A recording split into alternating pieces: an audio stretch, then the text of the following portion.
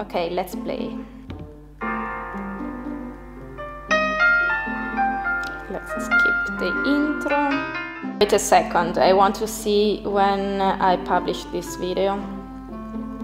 January 2011. It was like less than a year I had the channel. Super young, super bad quality. Io non ce l'ho, quindi se ce l'avete voi potete mettere un sedano. Vale anche per il sedano che vi ripeto non ce l'ho, e anche per la cipolla allo scalone. And I did this recipe saying to you to use specific vegetables like carrot, onion and celery.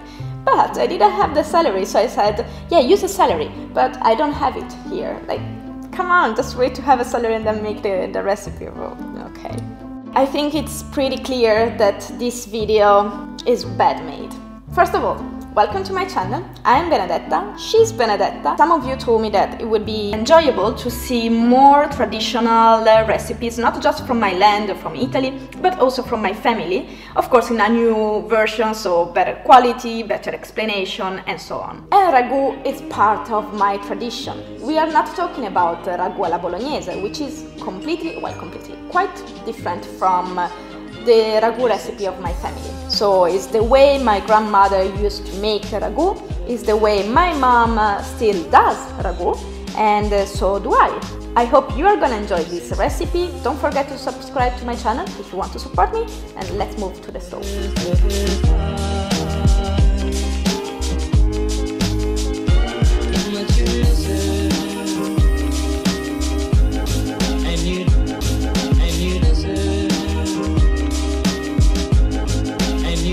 So first of all, let's prepare the vegetables for sofrito: carrot, onion and celery.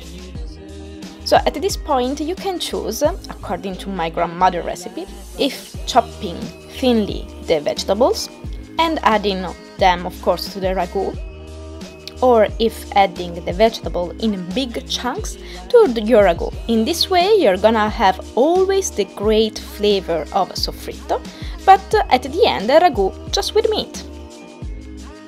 In a big pot, place a little bit of extra virgin olive oil together with butter. Add the vegetables and the bay leaves. Again, this is the recipe of my family, but if I can suggest you, choose to use the whole vegetables when you have a lot of meat, like in my case, or chop thinly the vegetables when you have less meat. In that way you're gonna have more ragu at the end. Fry them quickly at medium-high temperature. Then it's time to add the ground meat, a mix of pork, veal and beef. Mix all together, and when the meat is almost cooked, it's time to add white wine. Let the alcohol evaporate, then it's time to salt. Today I'm gonna use my homemade tomato sauce.